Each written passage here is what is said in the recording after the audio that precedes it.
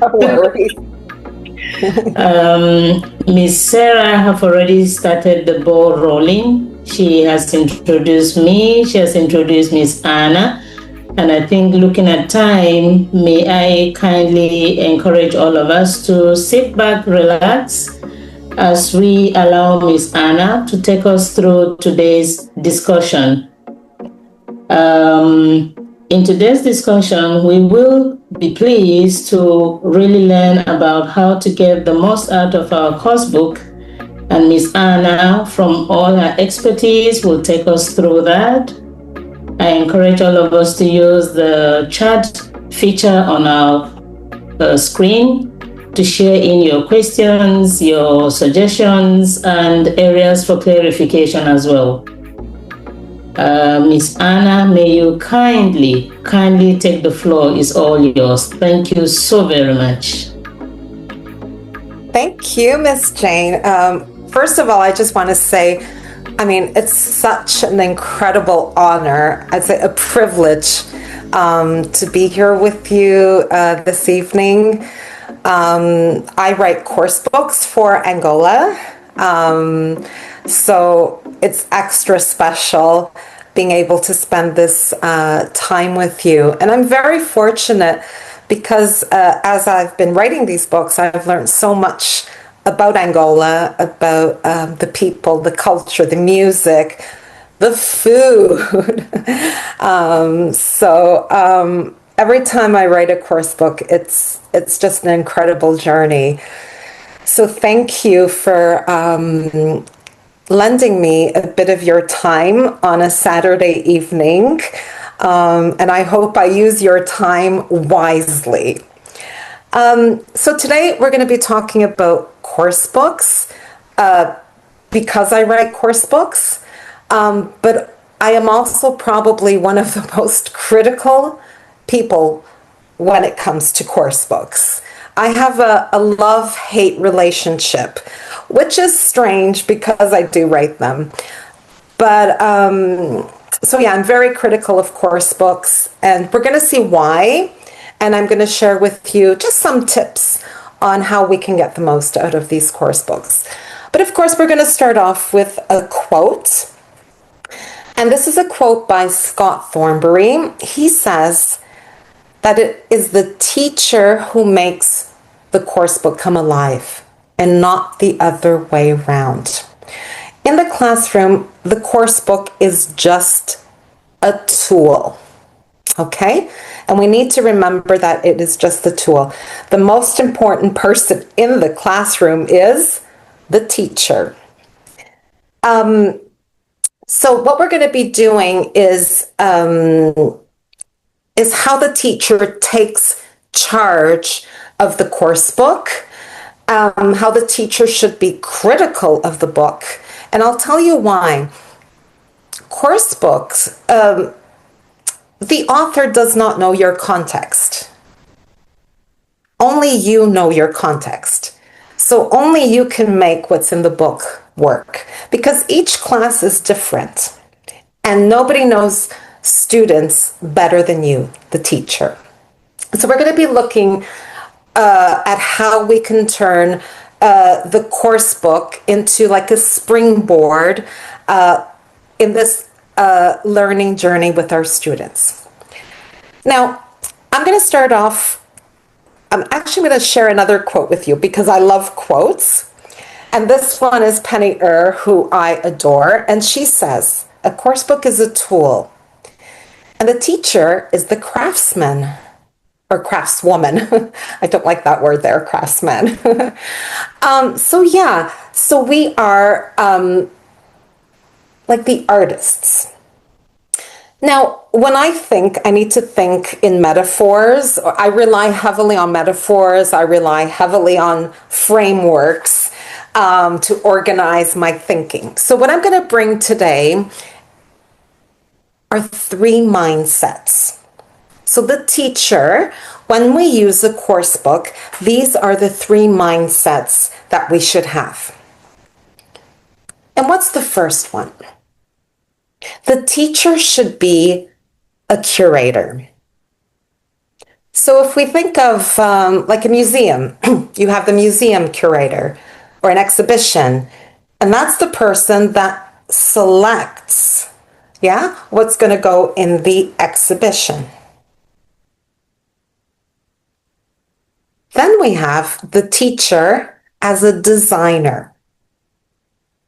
So that's the creative side of the teacher.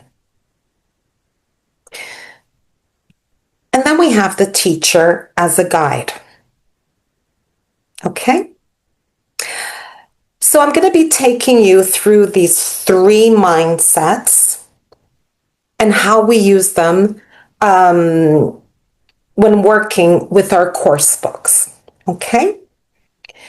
Now, as we go through this and through the activities in this session, you may have questions. And having questions is good. So what I'd like you to do is to just on a piece of paper next to you, as we go through the session, can you jot down questions, things that make you wonder, okay? And then at the end, we'll select some, you can share your questions in the chat box and we'll have a discussion, okay? And the reason I'm saying this is because you may have a question now, but as we go through the session, you may find an answer to your question. So then we're going to see what's left over so we can share with the group here. Is that an okay? Yeah? Does that sound okay? Perfect. So let's go through these 3 mindsets and see how this works in practice. So we've got the teacher curator. So this is the teacher choosing meaningful tasks. So the teacher chooses what matters for that lesson. So we've got like these 2 pages in front of us, right? Are we going to do everything that's there? So what we need to do is prioritize. We need to think, what is the goal of my lesson? Where am I taking my students in this lesson? I always start off a lesson plan with by the end of the lesson, my students will be better able to maybe write an email or describe their house, for example. This is where I'm taking them.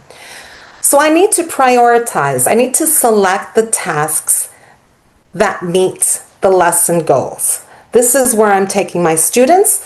What do I have on this page that's going to help me reach that goal? Remember that they're your students. You know on that page or on those pages what's going to help you. The author does not know your students as well as you do. So you need to prioritize. Then we need to think, am I going to skip this or am I going to shorten this? So we don't have to cover everything that's there. It's not like tick, tick, tick, tick, tick, tick, tick. Ooh, I've done it all. Fantastic. I've reached my goal. My students are great at this. Again, you need to bear in mind, we need to think of our students, think of our goal, and then decide what we're going to skip or what are we going to shorten. Maybe it's too long. Maybe we can make it shorter. And also we need to look at it and think of the balance, because when we're doing a lesson, we need to have a mix. We need to have some language. We need to have some skills. We need interaction, different types of interaction. So we need to think of variety. So what am I going to choose here on these pages that's going to help me reach my goal? So that's the teacher curator. Then we have the teacher designer. So that's that creative part of the teacher. So here, the teacher designer adapts coursebook activities to fit needs and contexts.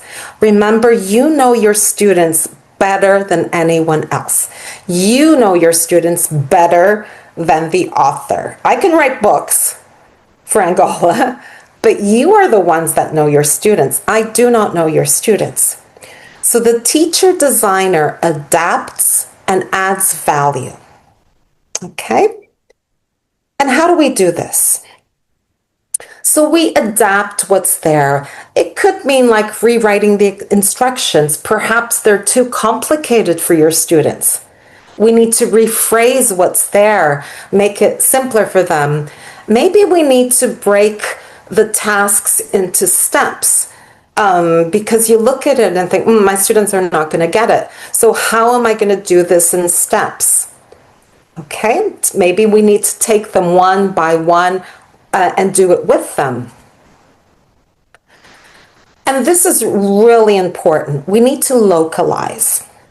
And this is something when you guys sent me, when I looked at the survey, the answers to the questionnaire, one of the things that I noticed was that complaining that the material was not relevant to your context. And you're right.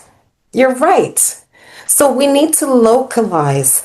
And how do we do this? We can replace names, we can replace places, and examples with local context. And we're going to see this in an activity we're going to do later on today. But I think that is so important.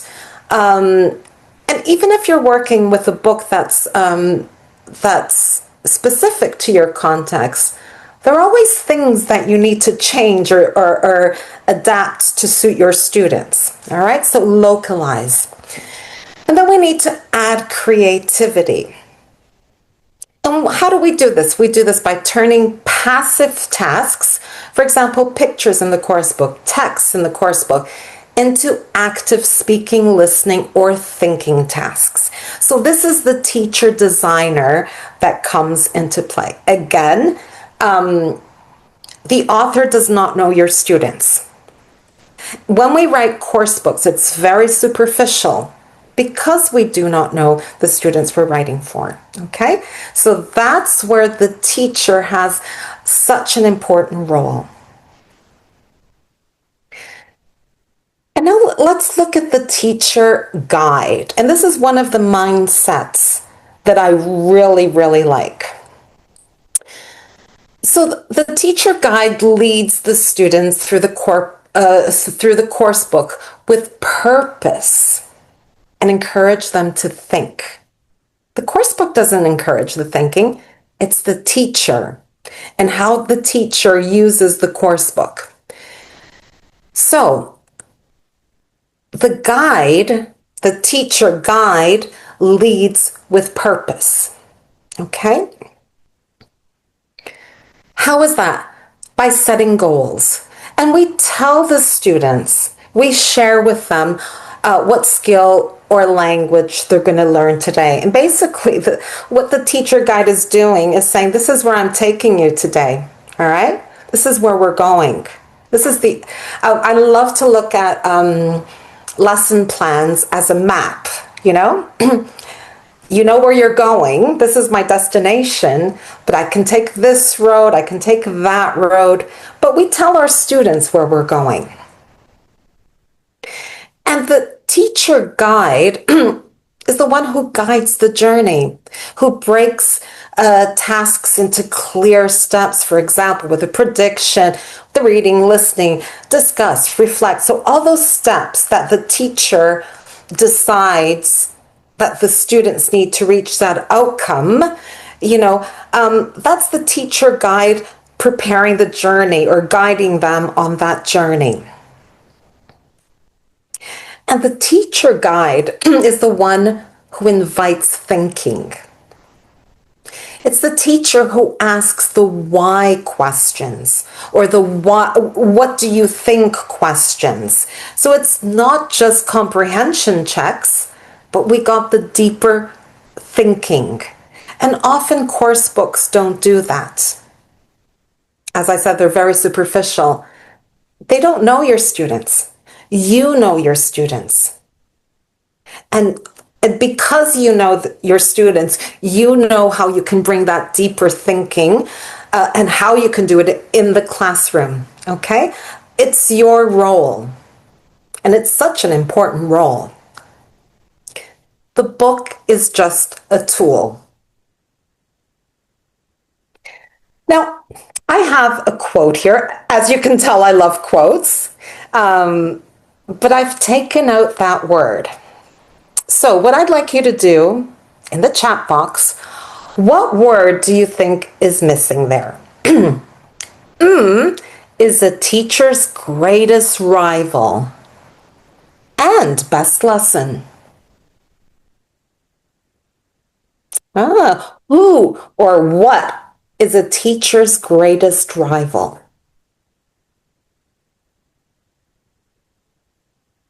Any ideas?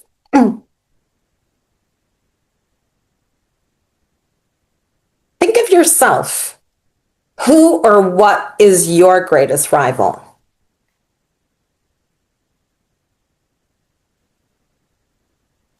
Should I say mistake?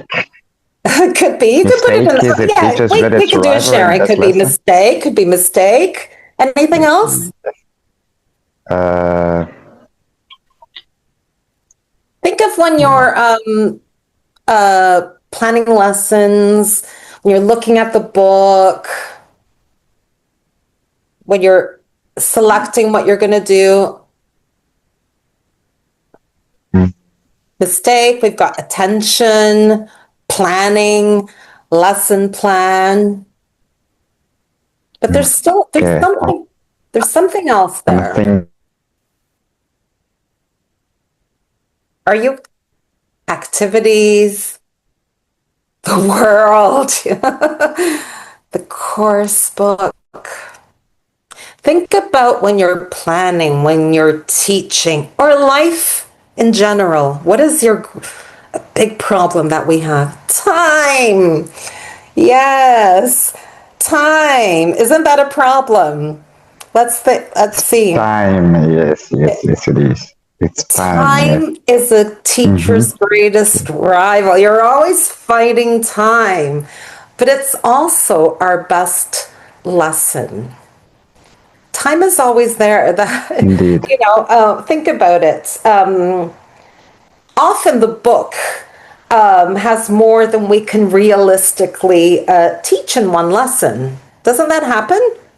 And you look at it, you think, there's no way I can do this in one lesson.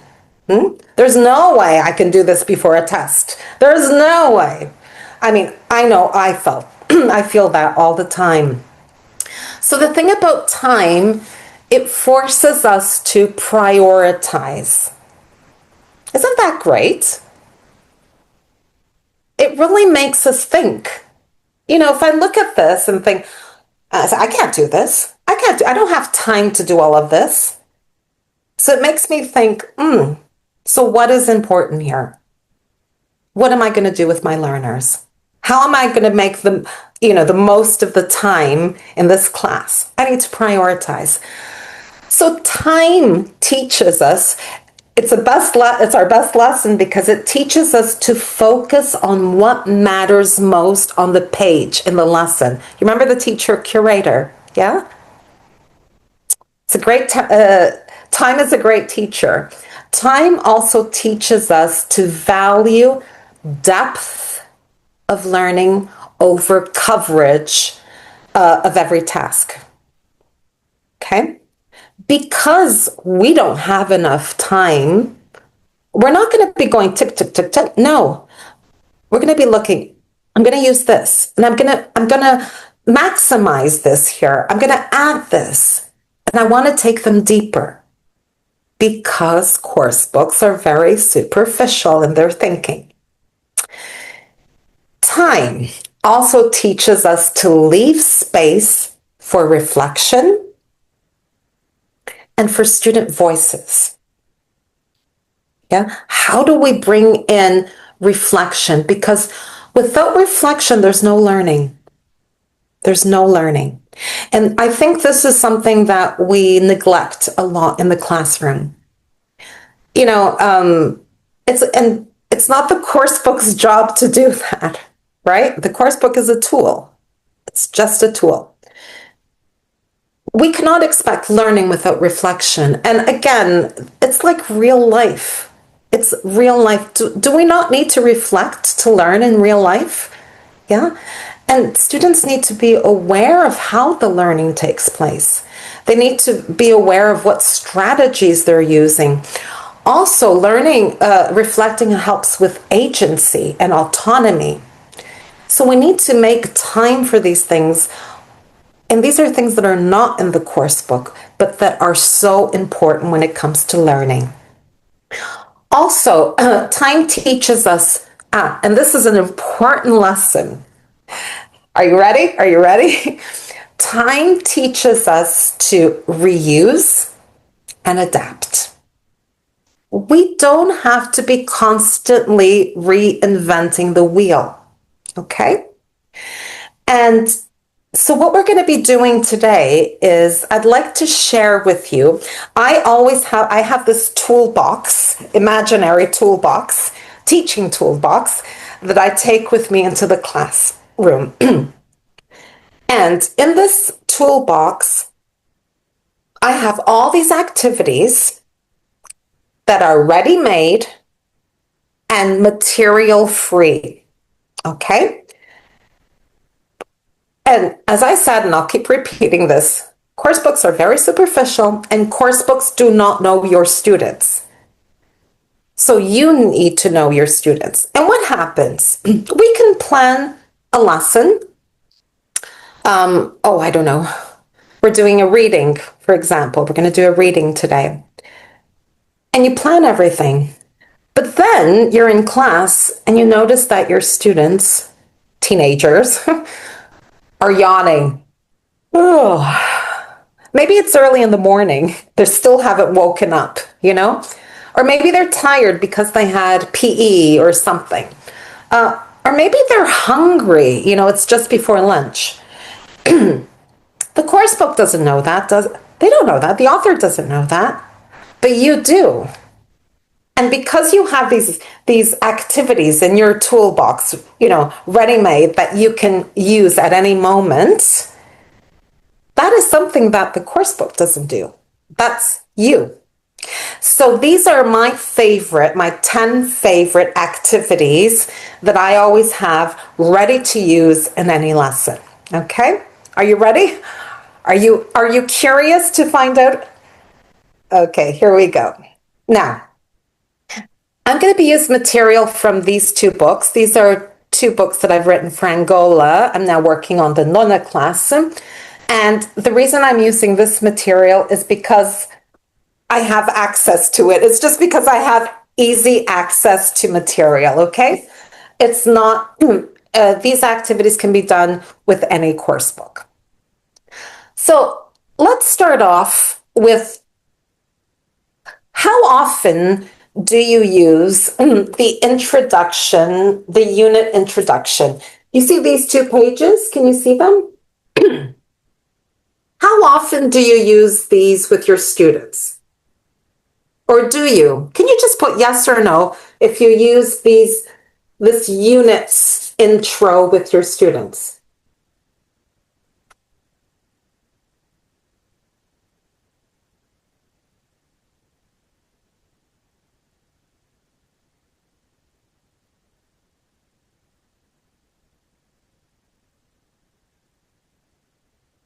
Yes.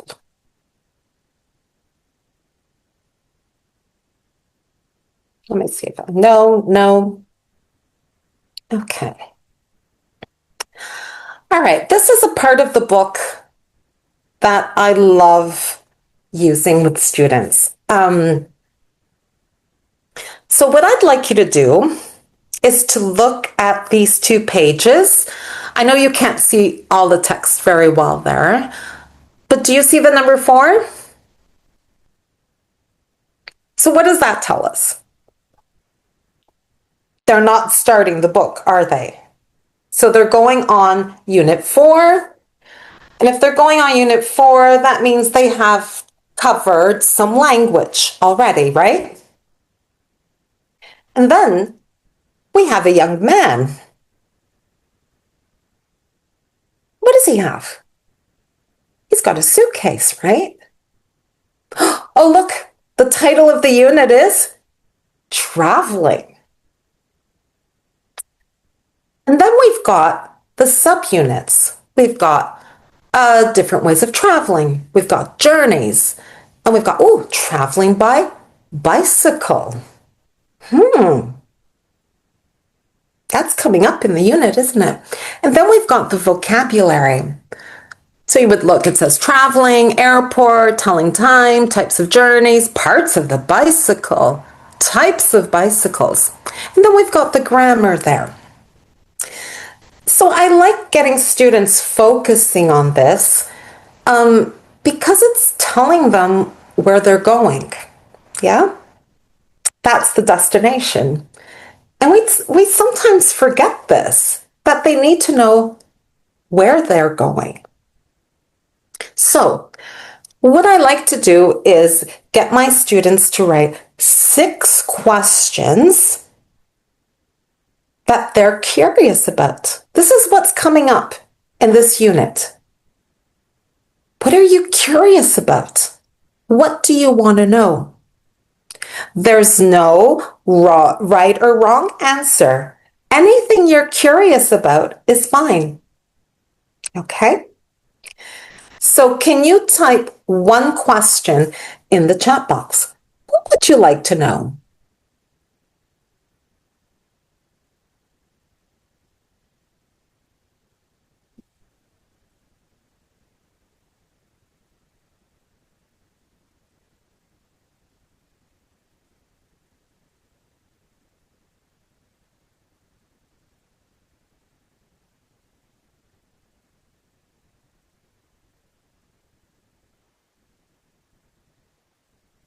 Where is the young man going to by bicycle?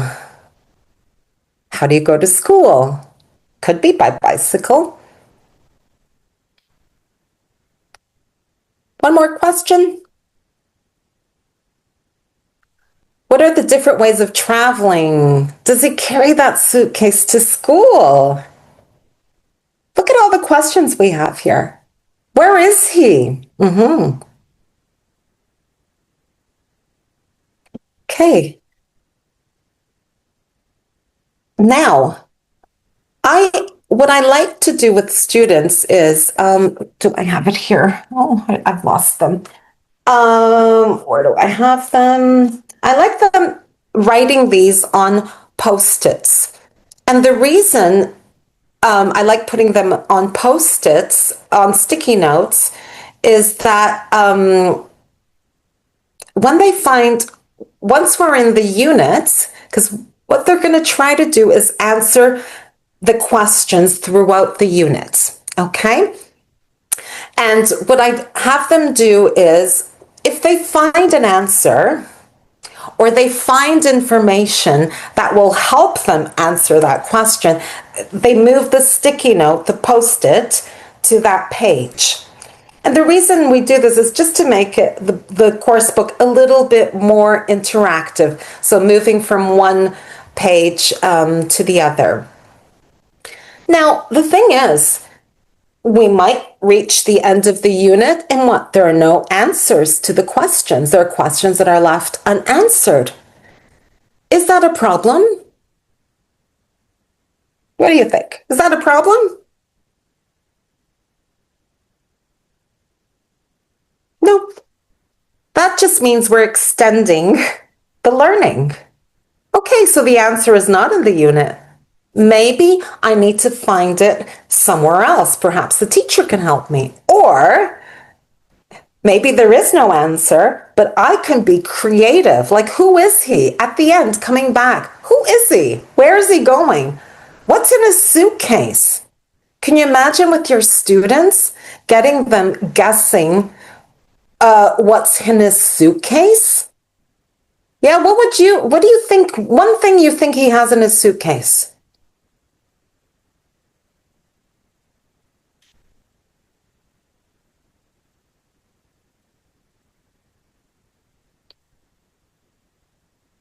Underwear. Yeah, there's a nice question here. Is he traveling to his dream city? Oh, I like that one. I saw a question. Is he happy? Is he traveling to his dream city? Maybe he is. What's his dream city? Students can invent. Is he happy? Why is he happy? Think of just in terms of creativity. So normally we would just look at these 2 pages and, there's nothing there. But there's so much there. And what I like about this type of activity is that it builds curiosity and it primes prediction. They're already predicting what might come in that unit, and it involves the learners and it gives learners agency, it's their questions. It's kind of directing their learning as well, whether they're silly questions or not, it doesn't matter. And the fact that all questions are acceptable here. Okay? So this is going to take us to another exercise. So we're going to look here.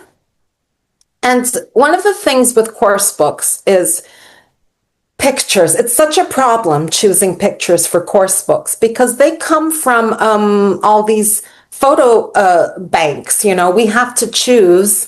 It's not like we can have specially made photos to put in books. So often they're just Shutterstock, images without any personality. So this is an image from one of the books, and it's the units. It's that unit intro for Unit 3. Now the unit is called the World of Work. Okay, and I'm going to ask you some questions. I want you to think. Okay, so we're going to think about who is she. We have no information here about her, but who is she?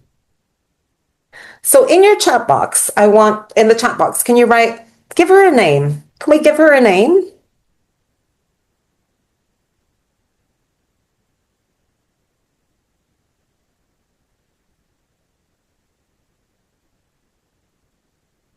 Sheila, Melanie, Alice, Elizabeth, Matilda. Oh, so lovely. Sarah. Anna, maybe Anna. Teresa, such lovely names. Okay, now how old is she?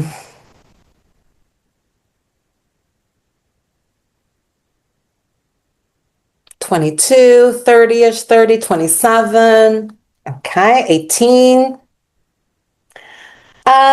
What's her job?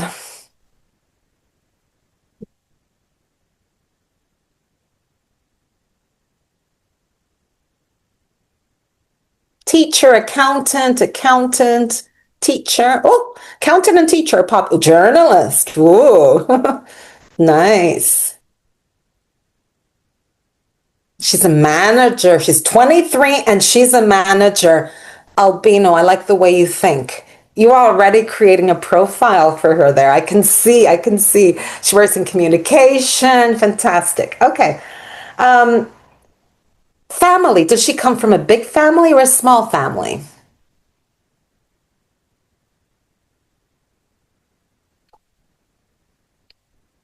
Small, big, big. Okay, small, big. What's her dream in life?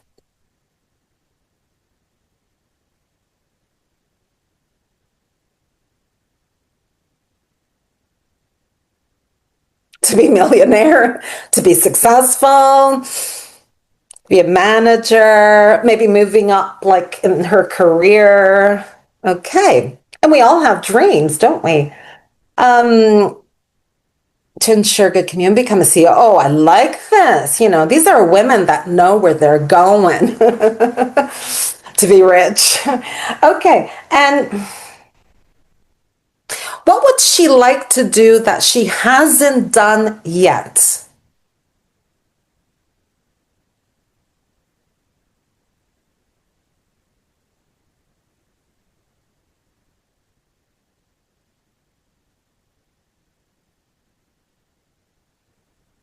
Travel the world. Money, ka-ching, ka-ching, ka-ching. Travel to many places. Okay, I could go on with questions, but you see all the answers that have come out here?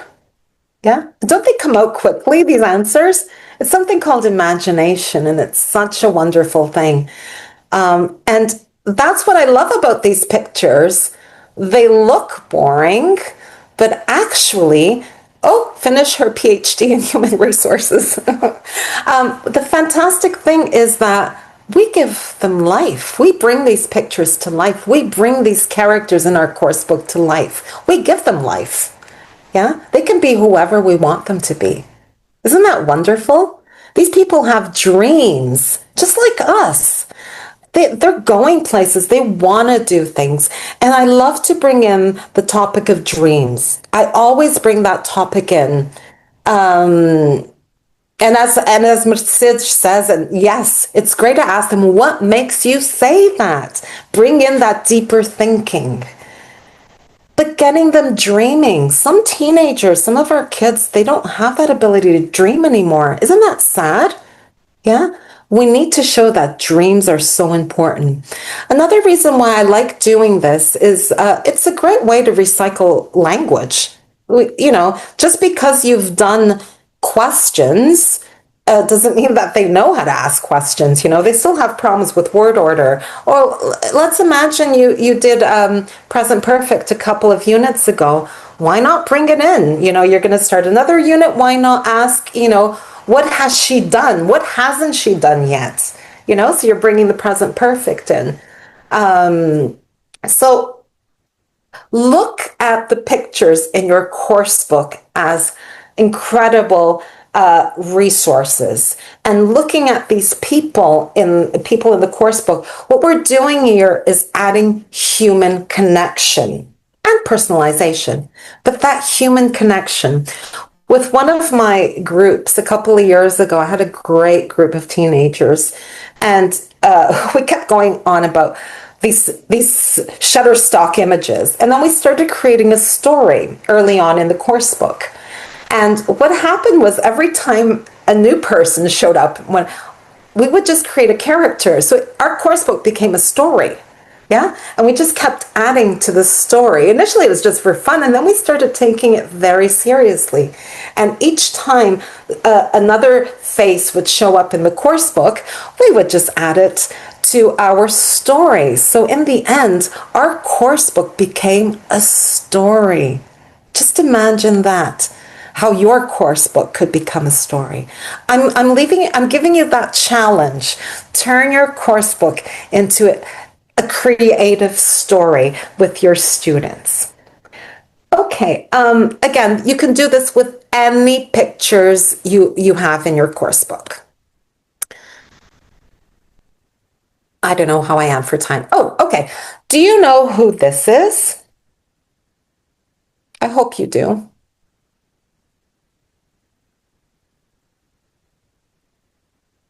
Any idea?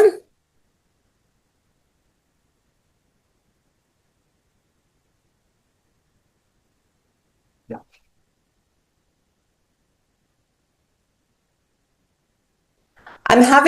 We have bad weather here, and I'm having electricity is going boop, boop, boop. I hope we can make it till the end. Oh, yeah, we got our Anselmo Ralph here. Yes. How do you say his name? Can somebody pronounce it for me? Anselmo Ralph. Ralph. My son keeps telling me that I pronounce it incorrectly because I say Anselmo Ralph, and he says, no, it's Anselmo Ralph. And he's very, very popular here in Portugal. I'm sure in Angola as well. Okay, now in the course book, we're going to be reading an interview with Anselmo Ralph. Now, before we read the interview, you as students, you're going to be interviewers. No. Because you are going to interview Anselmo Ralph. Can't say it. So what questions, can you think of very creative questions that you would ask him? Can you give me one really creative question you would ask him if you were interviewing him?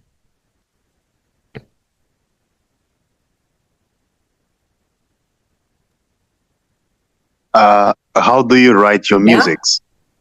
Yeah. As a songwriter, where do you get inspiration for your songwriting? Exactly. And that's really interesting because you're going deep into finding out the artistic side of him. How does it feel to be famous? It must be very difficult. How does it feel to have a lot of money? I don't think I could do it. And so on. So you would get the students in the role of an interviewer, but telling them, you can come up with really creative questions, all right? So then what do? We look at the actual interview, and we do it as a reading. And then it's comparing, so we do a little bit of comprehension there. And then it's getting them comparing their own questions to the questions that are in the interview. Which ones are better? What do you think?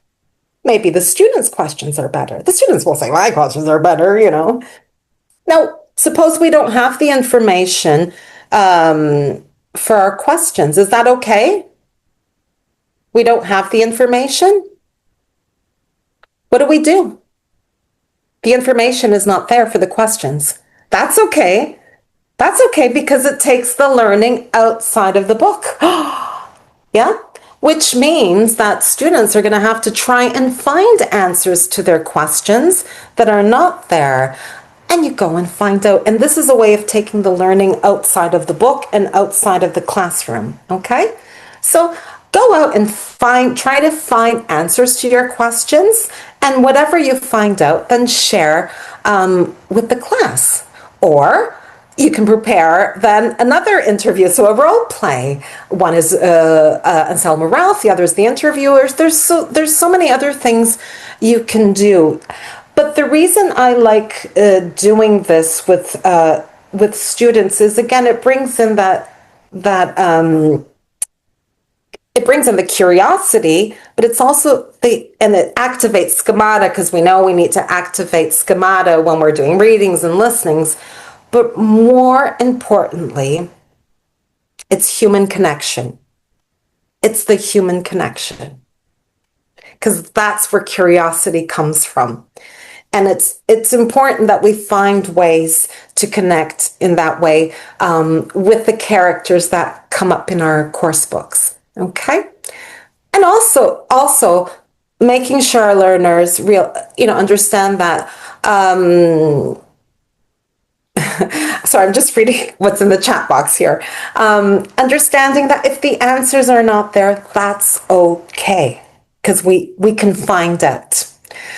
All right, so let's move on.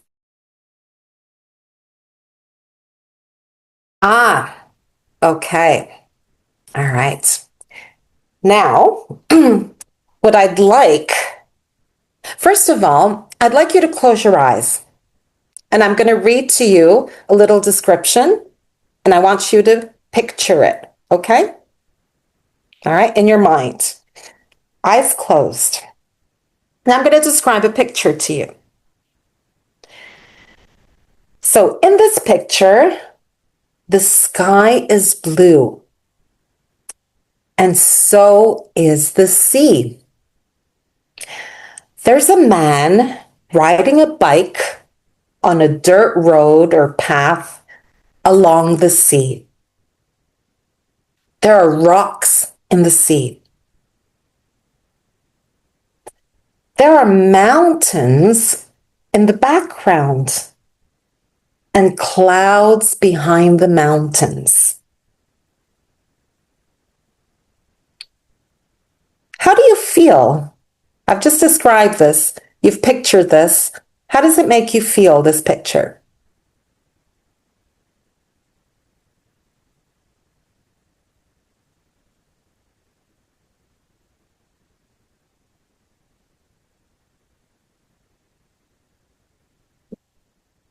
Happy, warm, reminds me of summer.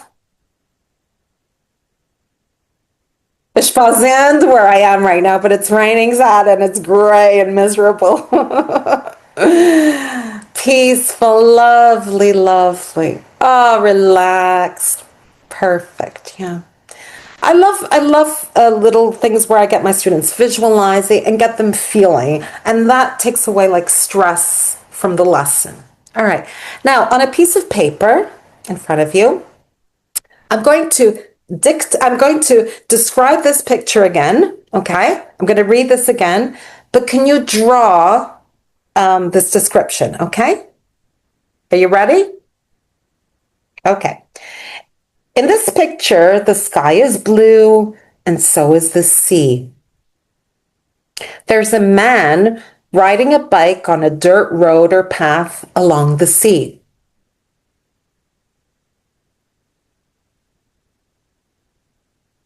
There are rocks in the sea.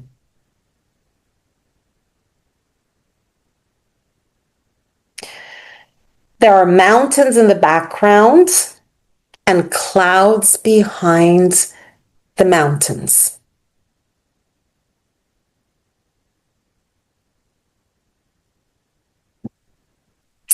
Okay, so that's the picture. I mean, with students, I would probably give them more detail, and I'd probably read it to them again. But can you show us your picture? Just put it up to the camera. Don't worry, don't worry. Just put it up to the camera so we can see your pictures, your lovely pictures. There you go, Sana. Anybody else? Yeah, Mercedes. All right. Everybody can draw better than I can. I'm terrible at drawing. I can't draw, basically. All right. Are you curious to see the actual picture? Yeah? Okay. Can you see it at the top there? Yeah, I know it's very small. This is from a course book. And this is something I love doing with pictures that come with reading texts. So basically, I just describe the picture to them before going into the course book. And why do I do this? First of all, it's curiosity. I love doing things that will make learners curious. Because you tell them, open your books on page 111 and do the exercise, blah, blah, blah. In Portugal, they were going, que seca, que seca. But now they've drawn the picture. Don't you think they're curious to go onto page 111? If nothing else, they want to compare their picture to the picture in the book. Yeah? First of all, you can actually get them comparing pictures with their partner. Is any detail missing? Did they forget to put something? And then compare and contrast it with the original picture. What is the same? What is different? So think of all the speaking. You got the listening first, because they're listening to the teacher, and you're getting them focusing their attention on detail. They need to listen to every single detail. It's like, as I said, it's great for focusing, great for listening. It builds curiosity, and also it appeals to different learners. I've got those learners that are always doodling in class. Some learners are more artistic, so it's a way of catering for different learners. Again, you can do this with any pictures in your course book. Do you remember when I said that the author does not know your students, but you do?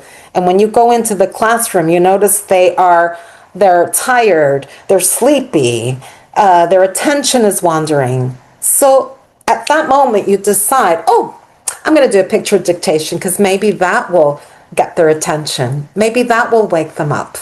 Okay? That's why it's very important for us teachers to have these little activities in our toolbox, because we are reading the class. All right, let's move on because we don't have a lot of time. Now, here we've got a text on Simone Biles, who I love. Are you familiar with the gymnast? Yeah? And this is one of those texts, a reading text that works on adverbs of frequency, present simple, that part, where we work on that. We would do our normal pre-reading, we would do the reading comprehension, that's in the course book, that's fine. As a teacher, curator, I've decided I'm going to use that with them. But then, remember, as guides, we need to guide them in the deeper learning. So what can I do with them? What can I add here that will guide them into deeper learning? It's the why. It's adding the why. Can you get them writing why questions? Can you ask them questions why or why do you think? Because sometimes the answer is not there, but they can think, So this is where the teacher guide comes in, guiding them in that deeper thinking. And we do this with anything in the book, adding the why, and why do you think, you can add to anything in the book. This is something I love doing with readings as well, or listings, or anything in the course book. Venn diagrams. Are you familiar with the Venn diagram? So you just draw the two circles, and then you've got that middle part. So after reading a text on Simone Biles, for example, it's her daily routine. Yeah, what's different and what's the same? And you can do that with anything in the course book, just getting them drawing the circles. And it's a way of comparing and contrasting with yourself, And then they can do it with their partners. Sometimes I give them the challenge of putting, try to get as many things as you can in common. And it's the challenge because they have to think. It's not just things that are obvious, They have to go deeper to find more things in common. And I like doing this at the beginning of the year with students just to get to know you.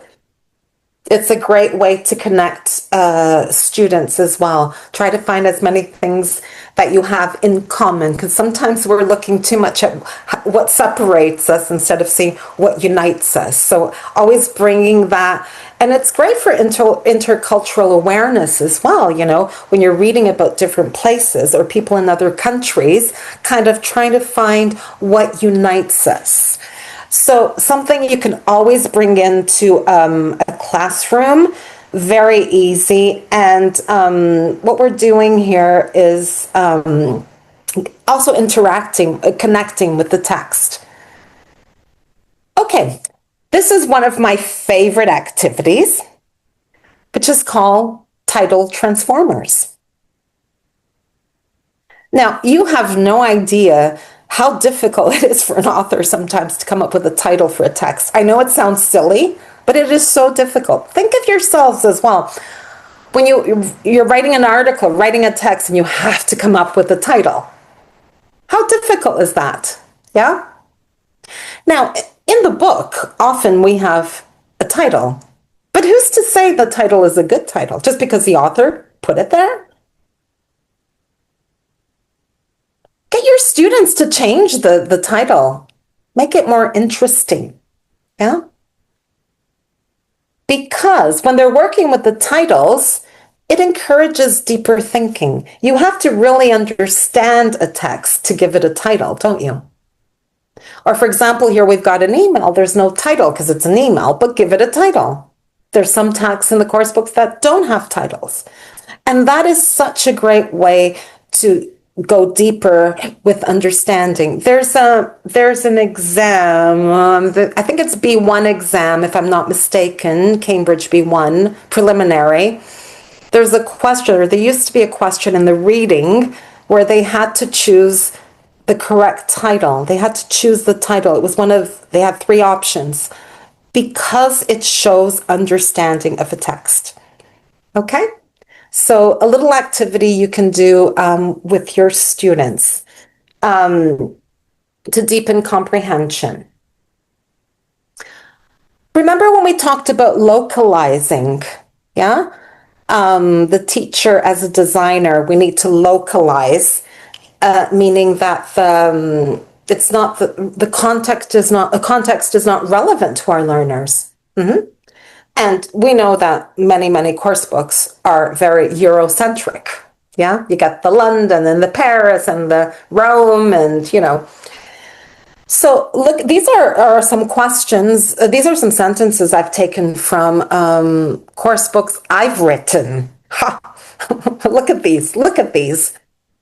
I have visited Rome twice. How creative. Lisbon is more exciting than Porto.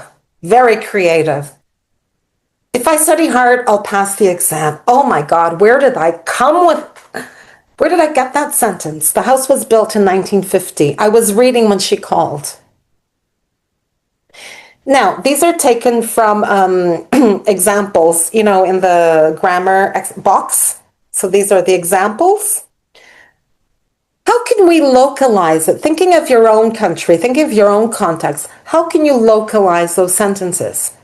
Imagine you would get your students to say, hey, guys, these sentences are not for Angola. Let's change them. What can we say? I have visited Rome twice. Does that work? For example? These are my sentences. You know what to put.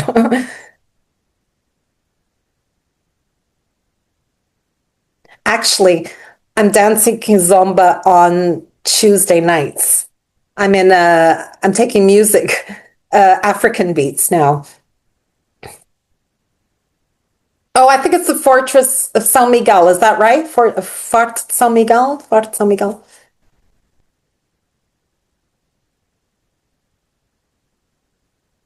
So if you're working with language in your course books that is not relevant to your context, get the students rewriting them. Yeah? If you were the author, what would you put instead of those examples?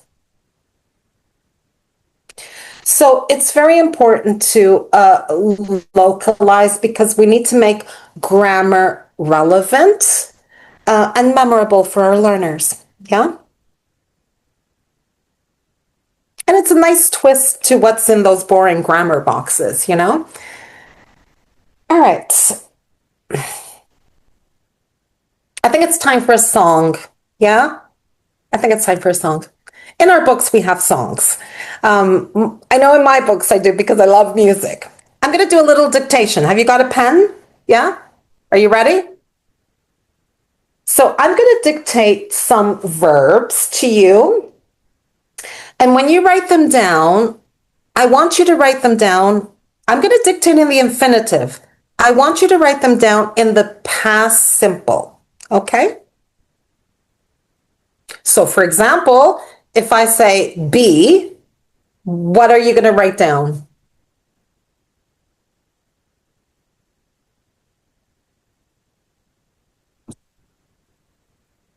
The past of be?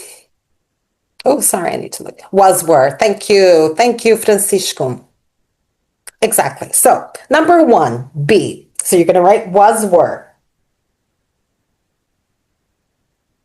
Number 2, break.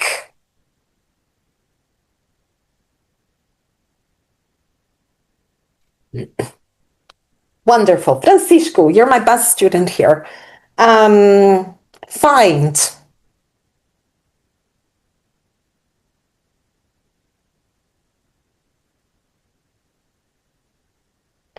Watch, like watch TV, watch.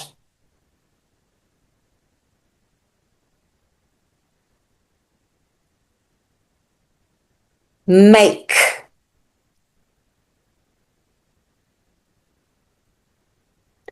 Taste, like chocolate, taste chocolate, taste.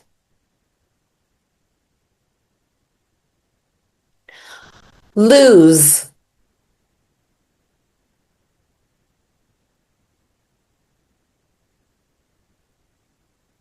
And the last one is roll, like roll down a hill, roll. Excellent. Perfect. Well done. So now we're going to listen to a song, okay? And actually, let me get the song. As we listen to the song, what you're going to do is listen out for those verbs, and you're going to put them in order, okay? So you need to number the verbs. Now, 2 of those verbs are repeated, so you'll hear them twice. Oh, Albino, well done. Okay, so you're going to listen, put them in order, but 2 of those verbs are repeated. You'll hear them twice in the song, Okay? Tell me if you're ready to hear the song. Thumbs up? Thumbs up? Cool. All right, so you're going to put the verbs in order. Here we go.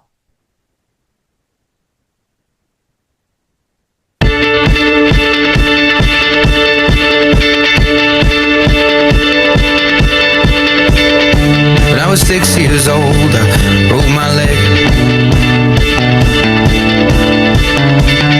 And I was running from my brother and his friends, and tasted the sweet perfume of the mountain grass I rolled down. I was younger then. Take me back to when I found my heart, broke it here, made friends and lost them through the years. And I've not seen the boring fields in so long. I know I've grown, but I can't wait to go home. I'm on my way, driving at 90 down those country lanes, singing to Tiny Dancer, and I miss the way you make me feel. It's real. We watch the sunset over the castle lonely. Oops. Oops. Okay. Did you hear all of them? I missed one, I guess. Yeah. I mean, would our students hear them the first time? Absolutely not. So they'd have to listen again. Now, this is something I do before going into the book, because I always have loads of songs in my books. But before going into a book, I like to do activities that will just get them listening to the song. So I like having fun with words when we're listening. So this is something like for this one, it was a song in one of the course books where they were practicing past simple. Okay. So rather than throwing them into the book, I'm so sorry. It's allergies. So rather than throwing them right into the book, I like doing something, having fun with the song first. Another activity I do, this one has past simple, but I do song bingo. I look at the lyrics and I put like 25 words on the board. Yeah? So it could be the words like leg, brother, friends, perfume, but not in order. And I've got 25, and I get them drawing a grid, and I say choose 6 words from that list. And now we're going to listen to the song and cross out the words when you hear them. The first one to get all the words says bingo. So it's just a fun way to engage with the song before going into an activity in the course book.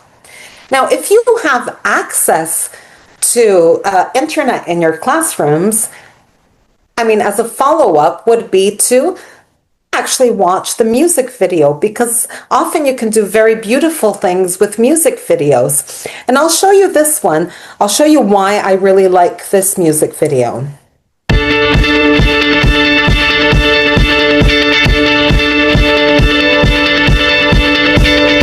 When I was 6 years old, I broke my leg. And I was running from my brother and his friends, and tasted the sweet perfume of the mountain grass I rolled down. Sorry. The thing I like about it is often you'll find music videos that actually have the lyrics in, so they can actually see the verbs in the past. They can actually look at the words and play with them. All right, so this is just ideas for exploiting songs in the book. We're going to move on because we're running out of time. Here's an example before doing a listening in a course book. So we get all these dialogues in the course book. So this is from a course book, and what I do is I give them the first few lines of the dialogue. Okay? So we've got here, Mum, I can't see this, I've got a box covering here. So you've got the first few lines, kind of setting the context, where are they? And in pairs, I get students to add X number of lines. So for example, add 4 more lines or add 6 more lines to this dialogue here. And then we listen to compare. So the first listening would be comparing their dialogue to the actual dialogue in the course book. And which one is better? Is it yours or is it the one in the course book? But I like having fun with this at the beginning, and often I get students actually playing them before going into the course book. Again, excellent for prediction, and it's listening with a purpose because you're comparing it to your own. How many similarities, how many differences are there between your dialogue and the one in the course book? And then it's creativity and it's speaking. Or here we have a writing from one of the course books, and we have all these questions. It's a topic of celebration, and in this unit they're talking about like weddings and birthdays and anniversaries, so they're describing a special celebration. So they have these questions here to guide them. But what I like doing as a follow-up is having them interview. Now you're going to interview your partner. Okay, so we've got one is the reporter and one is the guest. So imagine the guest wrote a description of a wedding they attended. So then they create this interview. So the reporter might say, oh, hello and welcome to Celebrations Around the World. Today we're talking about weddings in Angola.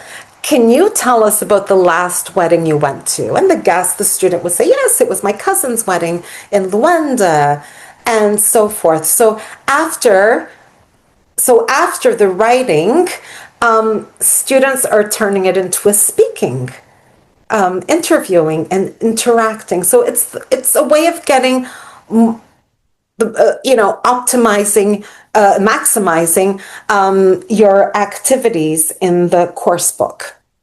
And just to finish off, the course books I write have word lists. So at the end of the unit, we have the list of words that came up in the unit. What do we do with that? What do you do with those word lists? Often they're just forgotten there, or the students go and look at them as a reference. But we need to keep recycling vocabulary, don't we? Oops. We can play bingo with these words, can't we? Why not play bingo? Pictionary. Play Pictionary. Drawing, having to guess. Back to the board is one of my favorites, where one student comes back to the board, teacher writes a word, and the students have to define it, and the student guesses it, or defining words from there. But we should be turning these tasks into just mini games, and we can designing mini games for each lesson, or at the beginning of a lesson, or at the end of a lesson. You can play bingo with the word list. You can, designing these little activities, and they're looking at the vocabulary over and over again. So don't forget that there are parts of a course book that we can use that we sometimes neglect. Yeah, and I really hope that when you look at your course book the next time, you'll look at it with other eyes. So let's just recap, okay? So we've got the teacher as the curator, remember? So this is the teacher selecting meaningful content. This is the teacher connecting curriculum to real life as you're selecting, what is relevant to their life. And this is teacher choosing what is worth teaching. Not everything in a course book is worth teaching. Hello? There are a lot of things I put in the course book that I have to. Is it worth teaching? Well, I better not answer that. But you know what's worth teaching, okay? Then there's the teacher designer, the teacher that creates the learning experience. It's the teacher. So the teacher creating, engaging learning experience. That's you. It's not the course book. Planning for flow, for variety and challenge. Adapting material for students' needs, because we know our learners. The author doesn't know the learners. You do. And that's the teacher guide and the teacher supporting learners on their journey. We are the ones that take them on this journey. It's the teacher guide encouraging autonomy. It's the teacher guide encouraging reflection and inspiring curiosity and confidence. So I just want you to think, which of these roles do you still need to work a little bit more on? Now, I think you're probably familiar with this quote, tell me and I forget, teach me and I may remember, involve me and I learn. It's quite a well-known quote. So, that's what we were talking about today. So it's not just telling students information. It's not just teaching them to remember, but above all, involving them, getting them to predict, imagine, rewrite, act, create, and reflect. And it's the teacher who makes this involvement possible. The course book is just a starting point, okay? But it's you. It's you. You're the one that's going to create the learning journey. Before we finish, your homework is to change the title of my session. I want you to transform it and come up with a better title for this session, one that's meaningful for you. Thank you very much.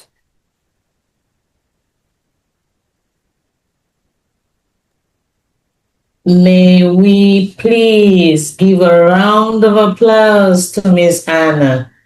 Oh, thank you. I want to see them flowing on the screen. Keep sending them. Oh my God, I feel the love. How wonderful. Thank you so much. Keep sending them. Keep sending them. I need to see it on each and every one of us on our screen. Oh my God, I need to be here every day.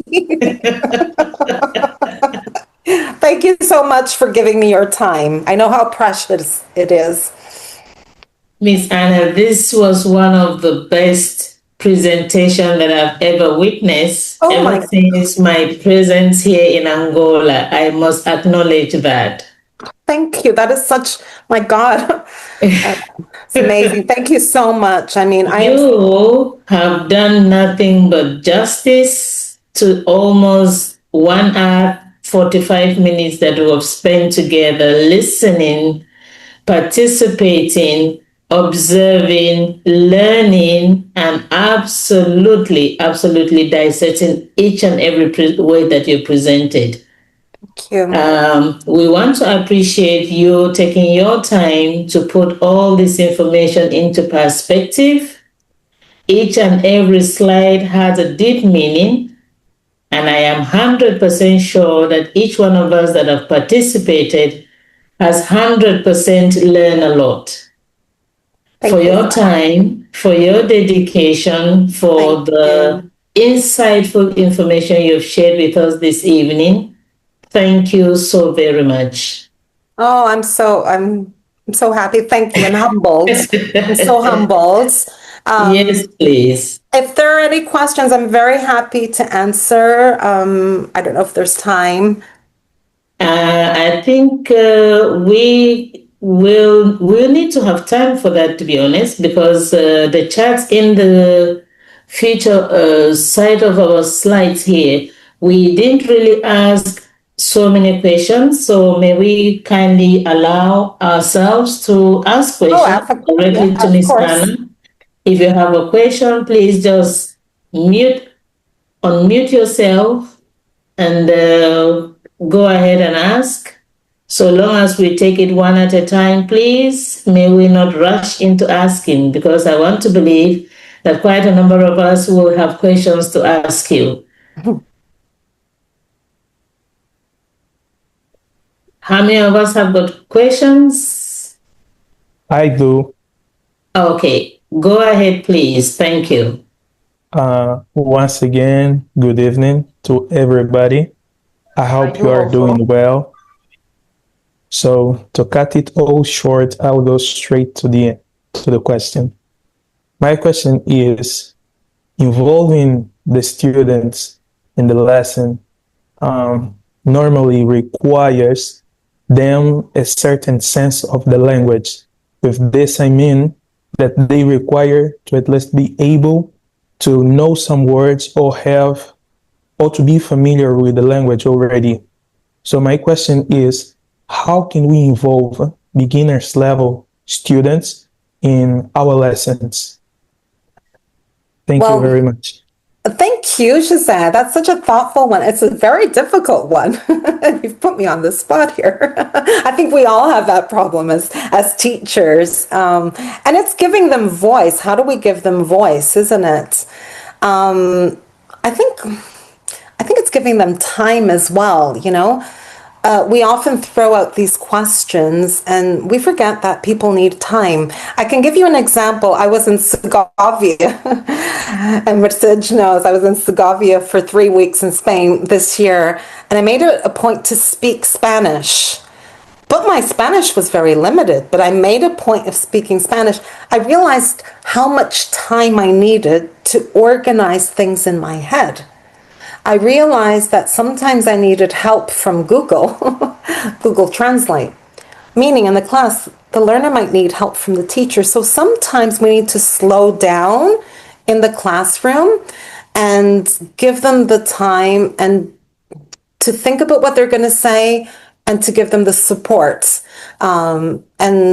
This is something I need. Remember time, that rival that teaches us so much. But time is so precious. So don't rush things and give your learners the support, because there's nothing more wonderful than communicating, you know, than being able to say something. Sometimes very simple, but it's just like, oh, I did it, you know? And giving them those opportunities are so important. Yeah, time. If you don't take anything else away from here, take time. Okay.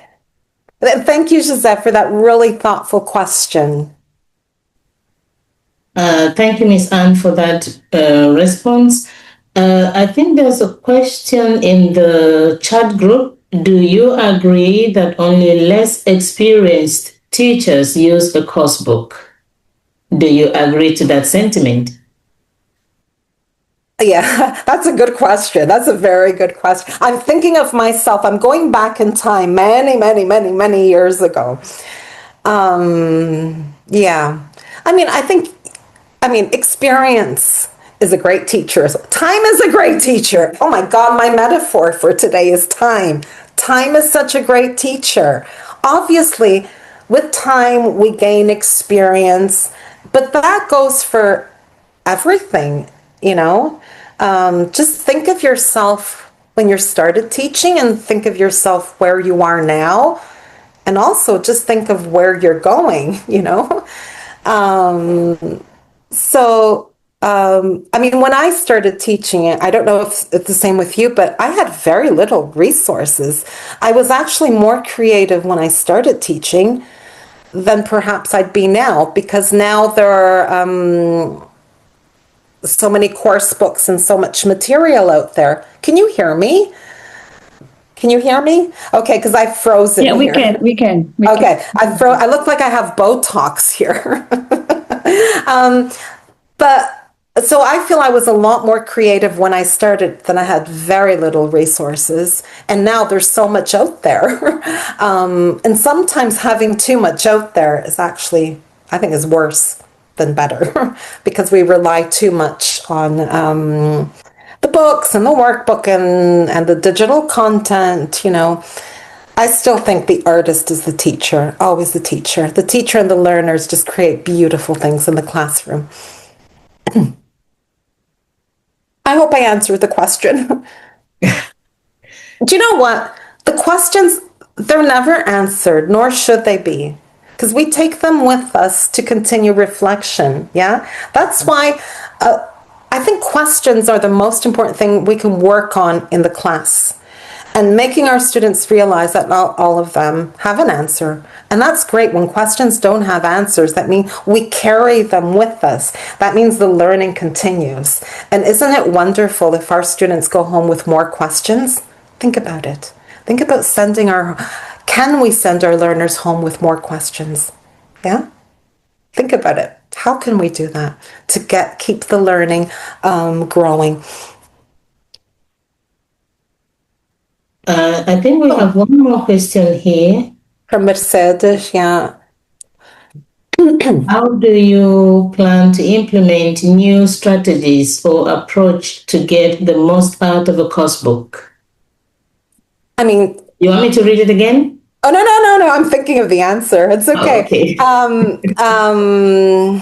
The thing about writing a course book, and I think that's really important to share with you, is that I don't know who I'm writing for, you know?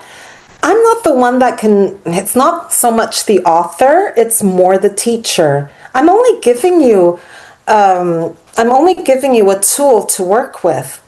But I know I've said this before, but you know your students, yeah? Be critical. And if you work with one of my books, be very critical, yeah? What is Anna doing here? What's this all about? You know, be critical. And remember, that author does not know your students, okay? I think there's another question here in the chat box. Yeah, there is. What is one thing you have learned after writing a course book? That human connection is the most important thing in the world. The more I write course books, the more I realize it's just a book. It's just a book. Nothing replaces a teacher. That's what I've learned. Nothing replaces the human connection. And that's why I love the idea of humanizing the course book, you know, giving life to a course book, giving life to those characters there, those pictures that are from Shutterstock, but they can be whoever we want them to be, can't they? They can be whoever we want them to be. Those places can be anything we want it to be, you know? Think about what we can turn a course book into, a story. We can write a story with our course book. I think that's what I've learned, that people are still the most important thing in a classroom. I don't know if that answers Mercedes, but I think you know me a little bit, you know. And I think this other question, I can't really see the first part of it, but it's saying using a course book prevents a teacher from being creative, or more or less it's like, do you think using a course book might prevent a teacher from being creative? No, the teacher will have to be even more creative. Think about it. You have to adapt. You know, have to work with somebody else wrote. That's when you're really creative. And it's funny because I don't like course books, but I have to work with them. Because time, you remember? Time is our biggest rival, so I have no choice. But just think, you know, trying to make the course book relevant to my learners, I think that's where I learned how to write course books, you know? It's the fact that I had to learn how to make it work for my students, not just my students, but for me as well. Hey, I'm part of this. The teacher is part of this as well. We should be enjoying it as well, don't you think? So I've learned a lot. I learned a lot from having to adapt, and that was being extremely creative. Yeah. So no, I think creativity is there. Creativity is always there. There's one of us that want to ask a question, but perhaps before he goes ahead to do that, I've watched my colleagues I've watched my colleagues teach without a course book. Is there any harm in it? Meaning, teaching without a course book, is it of any disadvantage? No, absolutely not. My God, I wish I had. For me, that's a privilege, not needing a course book. My God, the things I would bring into the classroom, the worlds I would bring into the classroom. Can you imagine? We don't always, the thing about using a course book is because we don't have time. We have a curriculum, we have a program, yeah?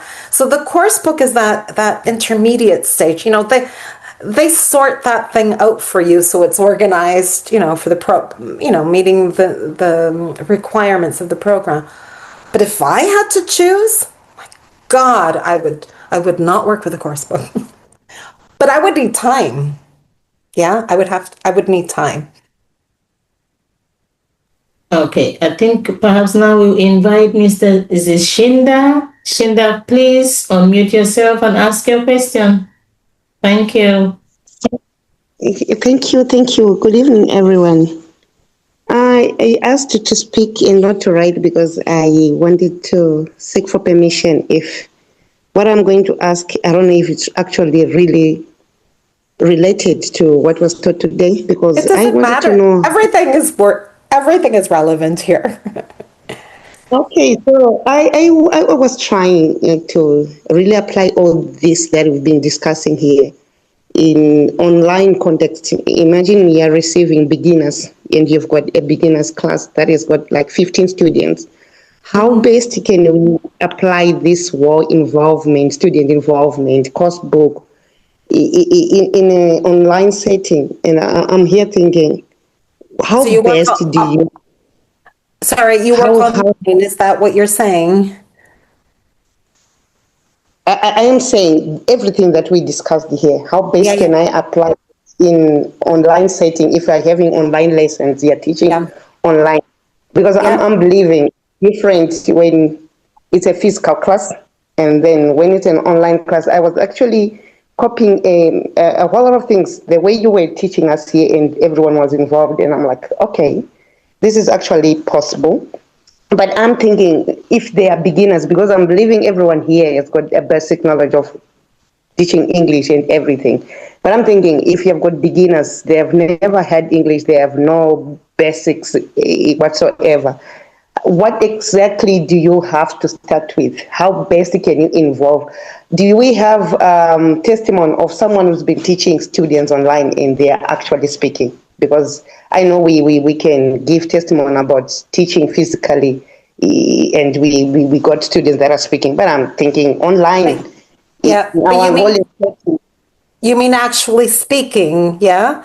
Not speaking like we are speaking right now, but even just the best speaking, is it even possible? Do we have testimony for that? And what exactly was the method? I mean, the method is just another lesson altogether. I mean, what were the very, very, very first things that were taught, or what would be the first topics that you would tackle? How would you introduce for the very first time an online lesson to begin? Well, that's not a context I have a lot of experience with, except for the pandemic. And the thing about the pandemic is that we had to learn a lot to adapt to that new context. I mean, it's very hard, like, to come up with ideas right now. But just a little thing about beginners. Sometimes we think that because they're not saying anything, that they're not learning. And that's not true. Sometimes they can be very quiet. They may not be giving us a lot. It doesn't mean that they're not taking things in. And I'm saying this from experience with Spanish, you know. I sometimes I just need to listen. I need to absorb and take it in. And I'm not ready, like to be, exposing myself. And sometimes it also takes confidence, building confidence and creating. This is just to say that just because they're not speaking, it doesn't mean they're not learning. And I think we need to give them time as well. But you know what? I think that's a really great topic. Working with beginner students is such a great topic for a webinar. And maybe Shinda, you can do a webinar to share your experience working with beginners. Yeah. I just wanted to hear if anyone has got an actual experience to share with us here about teaching a class of more than 10 students online, and they are beginners, and how it was. I just wanted to hear from someone who's got an experience for that. Sorry, Miss Cinda. Sorry, did I pronounce your name well, please? Shinda. Shinda? It's Shinda. It's Shinda. Shinda. All right. Yeah. Apologies. I apologize. Yeah, I just wanted to reiterate what Ms. Anna have suggested. She suggested that your question is a brilliant question, and perhaps it should trigger a webinar for us to address that in details. And I think I agree with Ms. Anna. It's a total topic altogether that will really need someone to look into all the pros and cons and all the experience to be shared and all the findings to be put together. It's a great question that you've asked, and perhaps Ms. Sarah, could you kindly take note of that? That will trigger the next webinar or in the future, I believe so. Exactly. Ms. Shinda, with your permission, you think we can go ahead to answer one or two more questions? Are you okay with the response? Ms. Shinda. We can proceed. I can work with waiting until another webinar. It will be very interesting. Yeah, I can work with that. Yes. So you have provoked a new webinar to be organized. Ms. Sarah, take note. Yeah, that's brilliant. Sometimes I'm like, because speakers also ask me, what topic would you like me to present? And yeah, I think it's really great when it comes from our own community. When it actually comes from needs, I think that's brilliant too. Exactly. Is there any other question in the chat room that I might have skipped? Yes, we have two more questions. I think we can take three more. We have Francisco who wants to ask, and the other two questions that were not read. We have Jaziela. She asks about involving learners without using their L1. Like, do you agree that we can involve learners without using their L1? If yes, how? You mean not speaking in Portuguese, or is that what you mean?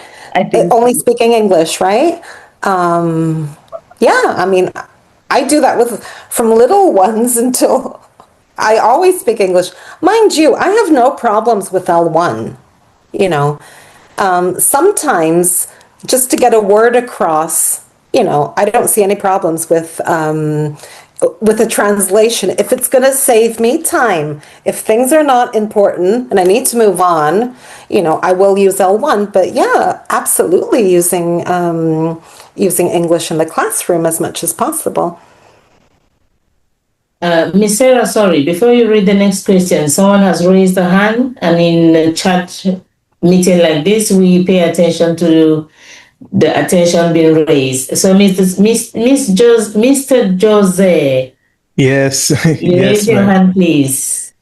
Yes, I'm sorry for having so many questions. Oh, that's wonderful. That's a teacher's dream come true. So my question is concerned to choosing the course book to work with in the classroom. Considering that nowadays we have so many course books out there, which one should we choose? What should we consider when choosing a course book to work with? Thank you. Oh, that's such a great question, Josette. If you have no idea the number of times I've been like in the staff room trying to choose a book with my colleagues, and like I want a little bit of this book and a little bit of that book, you know. It's a difficult, I mean, it's also very personal. I think how much adapting, you know, how much is it going to require? Remember, the course book, the teacher is the one that's guiding the learning in the classroom, right? So how much adapting? I think also thinking of your students' needs, representation. I think that's very important. Can your learners relate to the book? You see, I don't worry so much about grammar, I have to be honest. It doesn't worry me at all. It's always how can my learners connect with this material? If my learners can't connect, how much work is it gonna require from me, you know?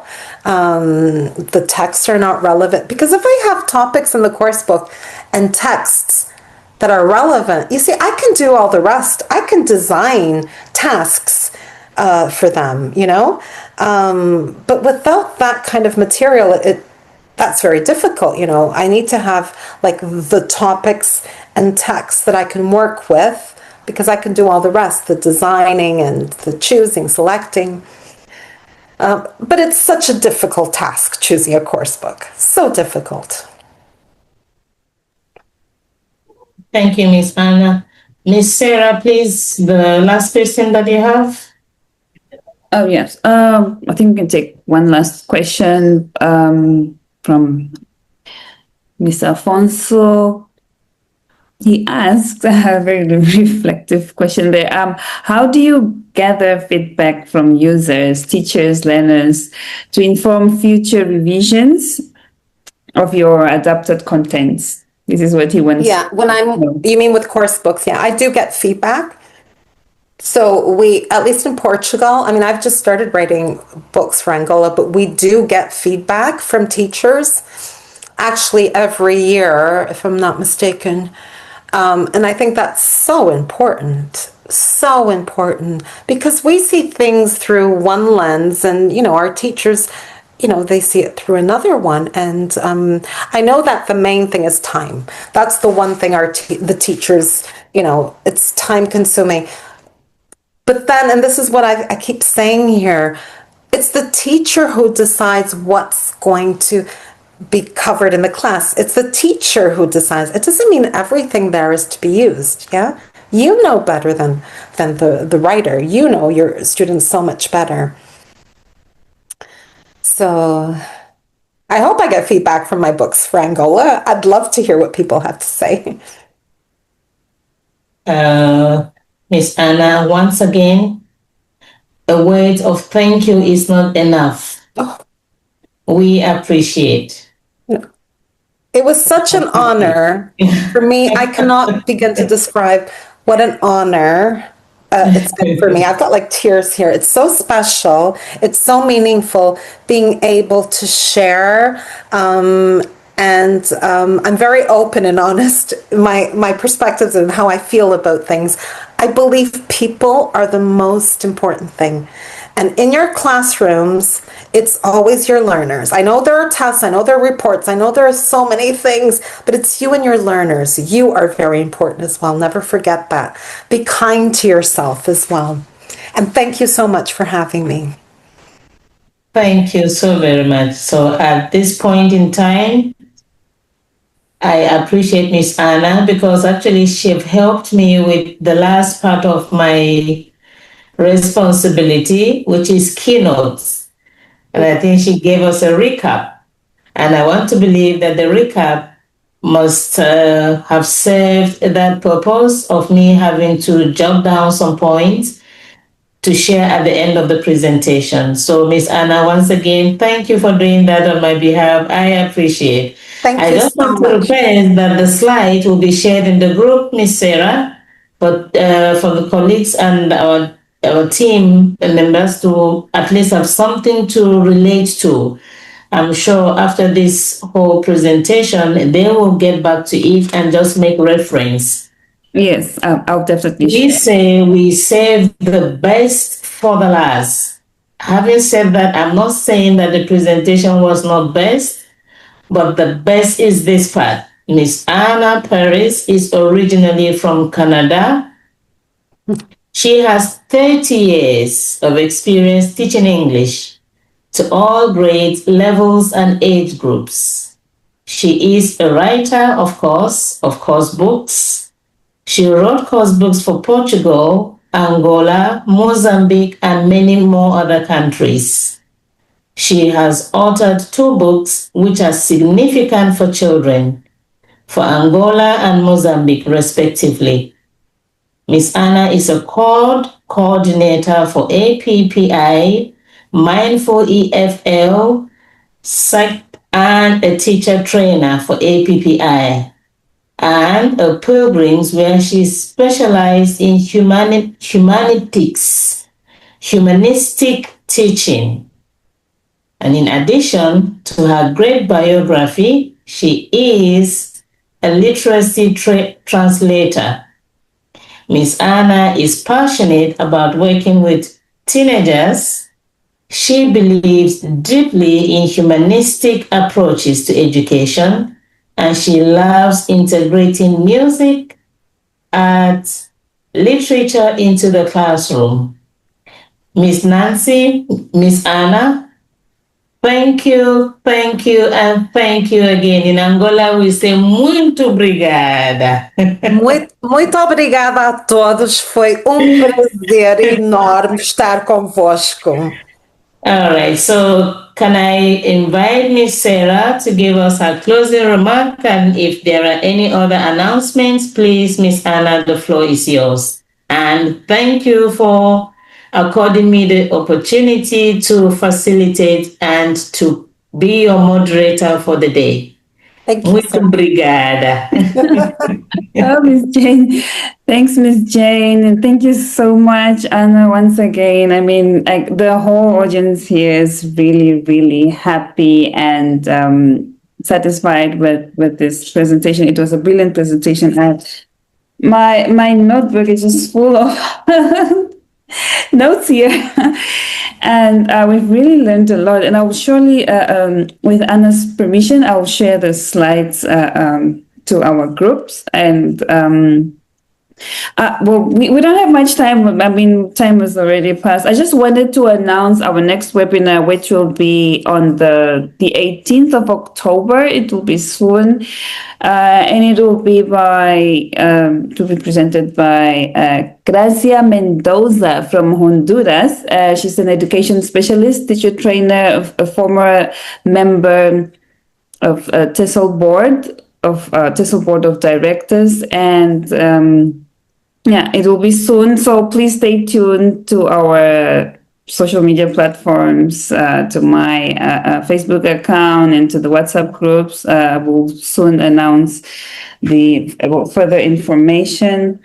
And yeah, I mean, as we already hit the end, I would just like once again to thank Anna for being here. And you can leave if you want, and I see there are people who still want to ask more questions. I don't know if you still have time, Anna, but for those who would like to, you can ask.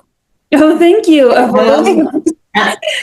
Sorry, Miss Sarah. Yeah, Miss Sarah, please. I think Miss Anna introduced her special guest. We cannot end this discussion without appreciating her time, being part of us. Well done. I saw you jotting down and showing your paper as well. Well done. Thank you very much. In Argentina. Thank you. She works with me at Pilgrims, humanistic teacher training, and she is an incredible inspiration and a future webinar speaker, I think. Definitely, most definitely. She is just such an inspiration to me. I think it feels so wonderful to be among colleagues. I mean, it's obvious that we're all educators. Yeah. And that feels so good. So thank you for having me. Yes, it's a great moment.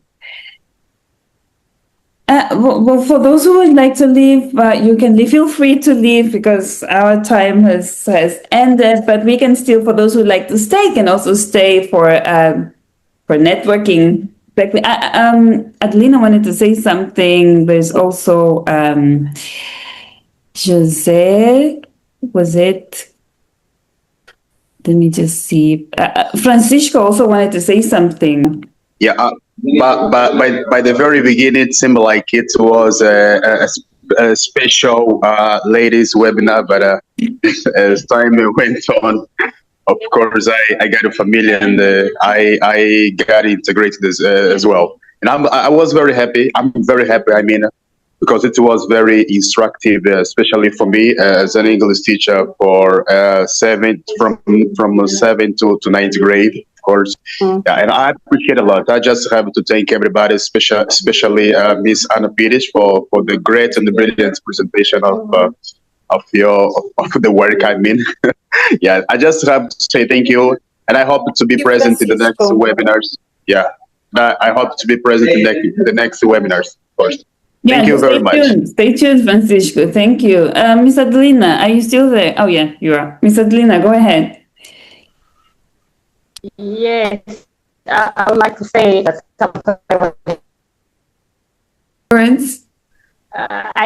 I said we are using the plural in the first books. Oh. Here, yeah. You see, I have one right here. Yeah. Oh. Thank you. Okay. That just made me so happy. Yeah. Adelina. And we decided at our... Very interesting book. Yeah, that's... Okay, we decided at our usual meeting that we have here at Rwanda and the other municipality to use these books. Yes. The books are very useful for the students. Yeah. I advise you all of you to use also these books. Okay, thank you, Miss Anna. Oh, thank you. Thank you. That made me so happy. Thank you. Abraço grande. Oh. Oh, that's great. That's great. Oh, Sarah, I've got tears in my eyes. Really? I'm so sensitive. I love people, and just like Adelina, Miss Adelina telling me this, I'm just so happy. I can imagine. I mean, I'm so happy. It's such an honor. It is. You know, when somebody chooses a course book I write, it's an honor. It's such an honor, you know. Because you spend a lot of energy and time in that, and when people are really using it and the positive feedback, it's rewarding. It makes, I'm gonna have to go because I have my son who wants to eat. Oh, no problem. I was just saying that it's quite different, the use of course books from my experience.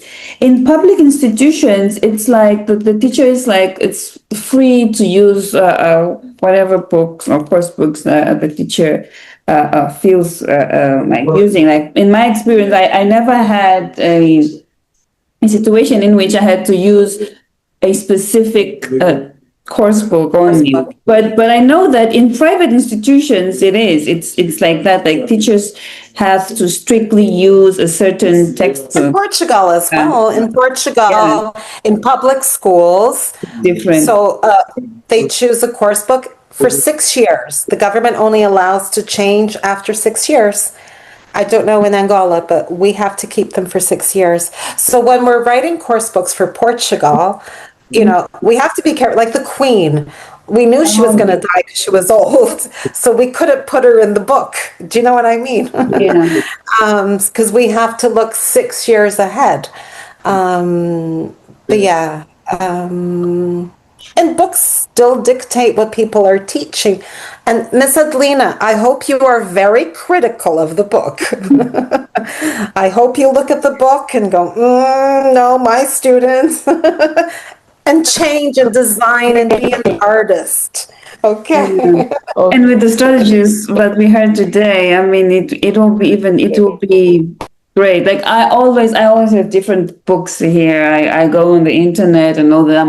I don't have one thing only to follow. And I was thinking, I think when my first years of teaching that I should have had a certain course book. I mean, from today's webinar, I understood that it's not a problem because I thought that it was a mess having different resources because I don't stick to one thing only. I'm always searching for different things. Yeah, but a book is just a tool. It's the teacher who makes the learning. It's not the course book, you know?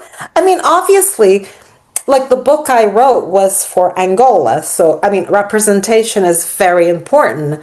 But we can always make things work, you know, a little bit of imagination and magic happens in the classroom because teachers make the magic happen.